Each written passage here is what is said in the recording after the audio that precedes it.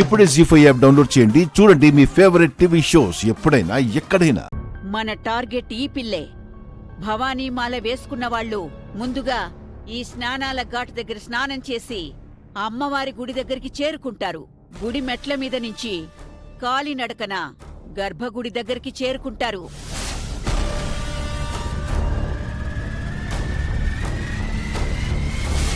స్నానాల ఘాట్ దగ్గర నుంచే నా ప్రయత్నం నేను మొదలు పెడతాను. నేను ముందుగా వాళ్లతో మాటలు కలిపి పరిచయం చేసుకుంటాను.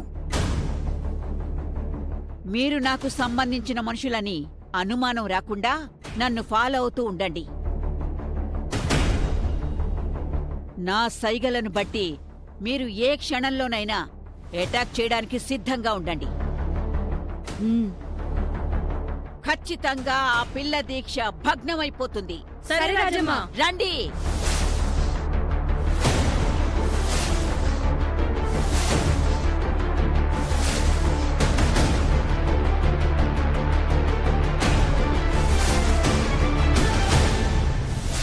సక్సెస్ఫుల్ గా పని అయిపోతుందని నిహారికకి మనం మాటిచ్చాం. ఎట్టి పరిస్థితుల్లోనూ ఫెయిల్ కావడానికి వీల్లేదు. మాట పరువు రెండూ పోతాయి. సరే రాజమ్మ.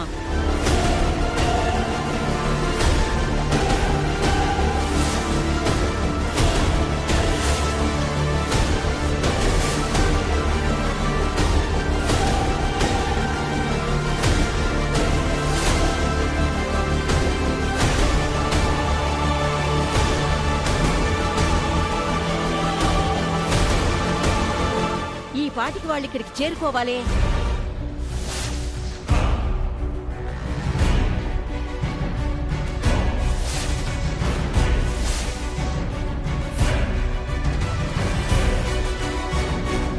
అదిగో వాళ్ళు వస్తున్నారు.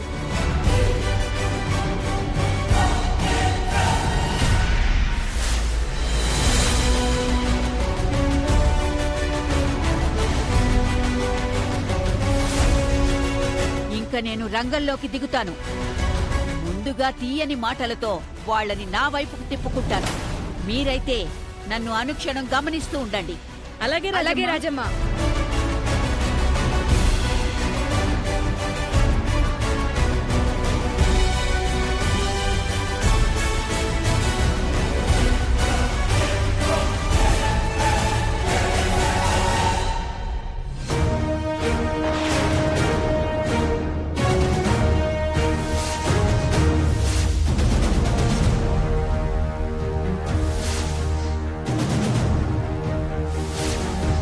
అక్షయ, పదం.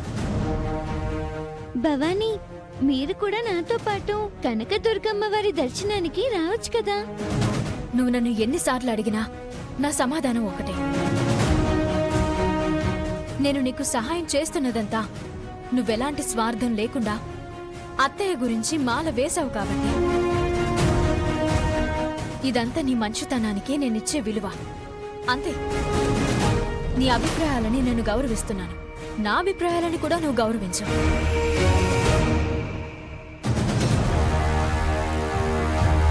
ఈ విషయంలో నువ్వు నన్ను బలవంతం చేయొద్దమ్మా, ప్లీజ్.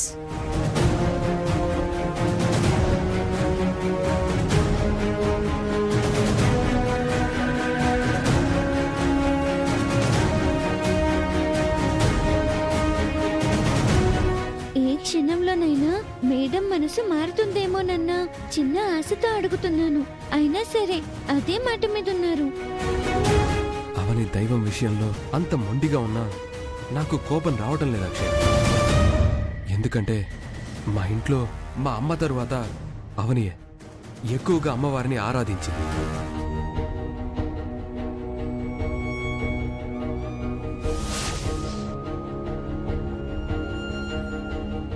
లావణ్య వదిన కాని, నిహారిక గాని, మా అక్క గాని ఎవరు ఆ విషయంలో అవనికి సాటే రారు.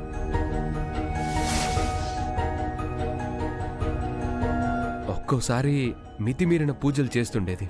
వ్రతాలకు నోములకు అడ్డుండేదే కాదు. ఎందుకంత చాదస్తమని నేను అంటుండేవాణ్ణి. భక్తికి హద్దులుండవు బావా అని, లక్ష్మణ రేఖలు గీయొద్దు అని ఎప్పుడు నాకు చెప్తూనే ఉండేది. అంతలా చేస్తుండేది.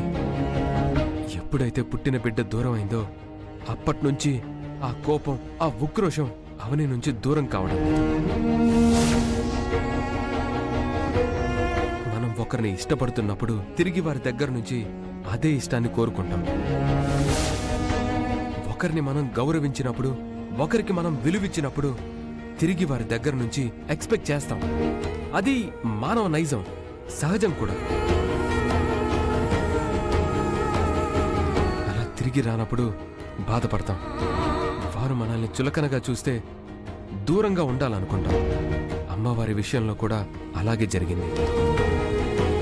అమ్మవారు తన నుంచి డబ్బు, సంపద, ఐశ్వర్యం ఏవి తీసుకువెళ్ళినా అంతలా ఆలోచించుండేదే కాదు.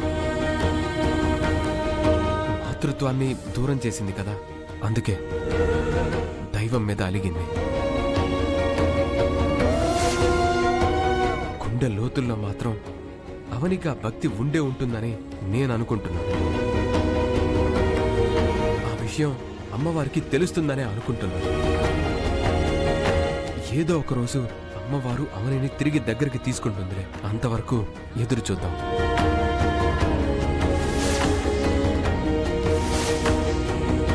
సరే, అవని దగ్గరికి వెళ్దాం.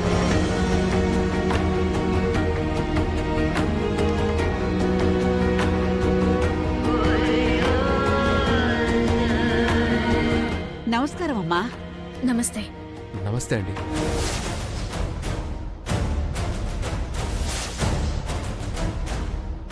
ఎవరు మీరు? మాది ఈ ఊరేనండి.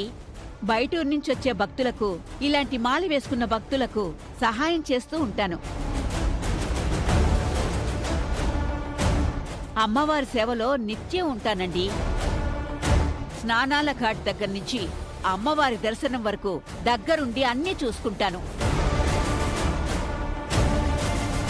చివరిలో భక్తులు తమకు తోచినంత ఆర్థిక సహాయం చేస్తూ ఉంటారు. మీ పాపతో మాల వేయించి తీసుకొచ్చినట్టున్నారు. మీకంతా మంచే జరుగుతుంది. అయ్యో, మా కూతురు లాంటి అమ్మాయే కానీ కూతురు కాదు. బాగా కావాల్సిన అమ్మాయి. అవునా? మీ కూతురే అనుకున్నాను. అచ్చం ఈ మేడం గారిలాగే ఉంది.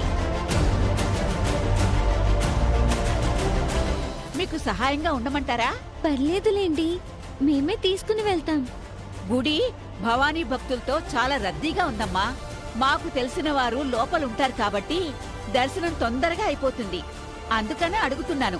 సరేనండి. సరే, మీరు పాపని స్నానం చేయించి తీసుకురండి. అవని, పద, రామ్. పదమ్మా.